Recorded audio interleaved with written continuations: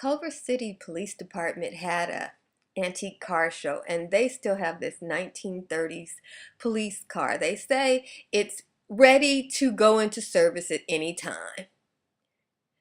The Hawthorne police still have this in service. I'm just waiting for the day when I look on TV and I see this leading the car chase. I'm waiting. Now on to why I'm at the antique car show.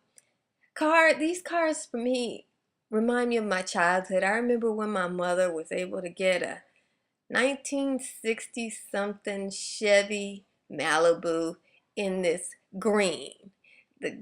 This little bit lighter green, you'll see the color in the next. This is the green, and that color in that Chevy Malibu, that to me is a car. That's what a car is. A 1960 Chevy Malibu. Somebody let me take a picture in their car.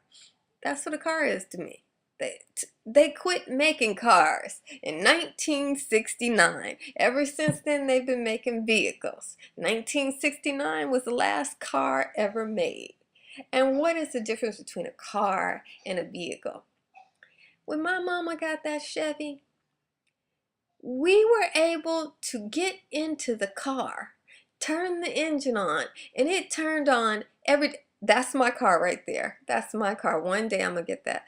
And that engine turned on every day without fail. We didn't have to worry about, did we put oil in it? Is it gonna overheat? Is the GPS system still working?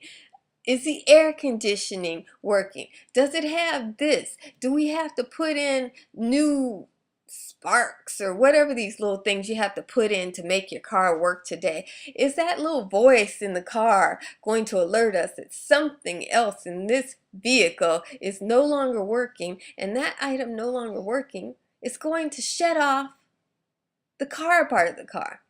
The alignment in these vehicles. Don't even consider it. Look at these cars I'm showing you. Isn't that a work of art? I mean, this was the day of pride of ownership and American technology made in America. This was the time of the Union when people cared about each other, and they cared about the ability of an American to earn an honest day's wage, come home and be able to achieve the American dream, which was to have your own house, your own car, and a refrigerator. When did we get to the point?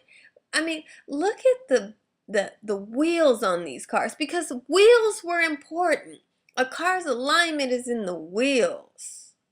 And comfort, lights, safety, and metal. These cars are made of metal, not alloy, whatever that is. These are made of a nice chunk of metal manufactured in America by American people who are pursuing their individual American dreams. Can you imagine? I think about when I was a teenager and I took that job and saved my pennies.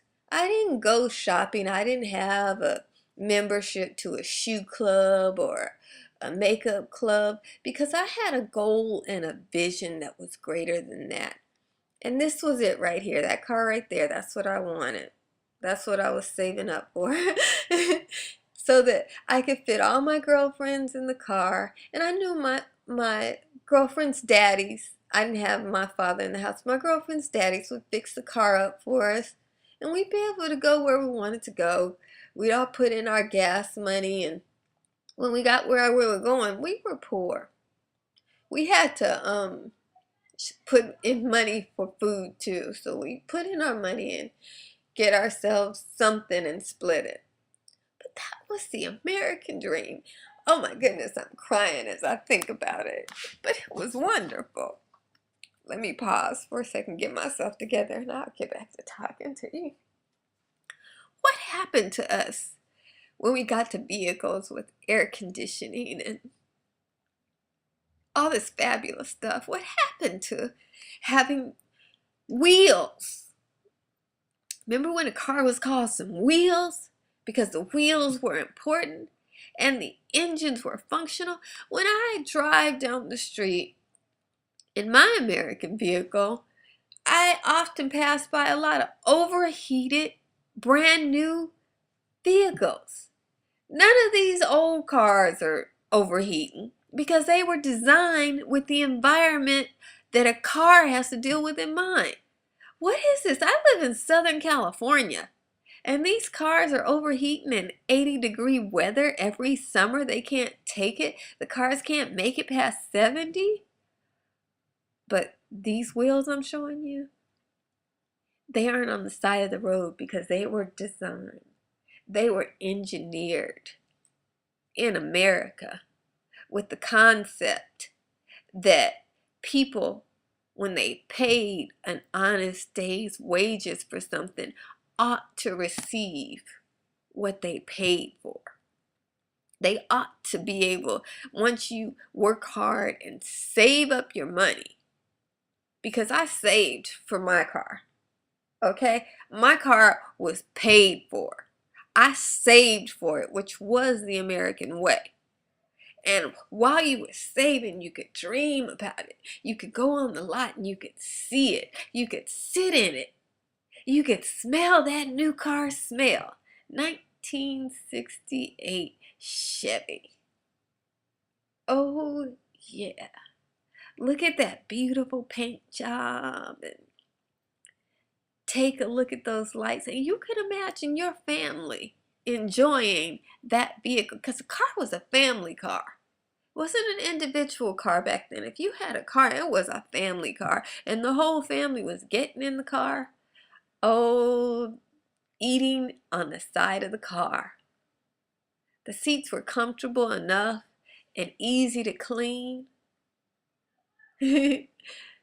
Wow. Just remember, wherever you are. Oh, and bucket seats. I think bucket seats was the death of the American vehicle. For me, bucket seats were the death of the American vehicle because bucket seats started bringing individualism into the car. And you had your own place in the vehicle and everybody wanted to be in the front seat, in the bucket seats. Wow, when I was a little girl, it was 4 people in the front seat. There was no bucket seat. Of course, that was before you had to get a car seat for children. But we were safe. I made it through several car accidents at that. Do you think that people that my grandma and mom knew how to drive? No, they did not. But we made it in those old steel cars. They try to tell me these new cars are safer because they have crunch zones and yeah, your car is gone, but you're alive. Well, I have been in several cars from the 60s and we all made it just fine. In fact, in the communities, in the inner city communities, cars from the 60s and 70s are quite prevalent because people keep what they have. If we have a car and it's running, we're going to try to keep it up and keep on going, keep it moving. So that's how we do. That's why these cars are all by individual owners. This was the Culver City Police Department's cars, and a lot of these are police officers that maintain these vehicles in their personal time with good old-fashioned American hard work and grease. Wouldn't that orange car lovely? I love that top. Imagine seeing the front of that coming. I think these are the Impalas, the Chevy Impalas, also known as the cop car.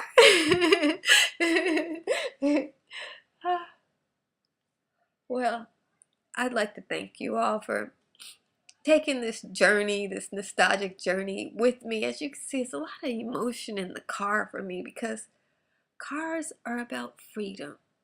They're about the ability to say, I feel like going somewhere else. My mama and I, drove halfway across this country in that old Chevy several times. And then she sold it to a cousin.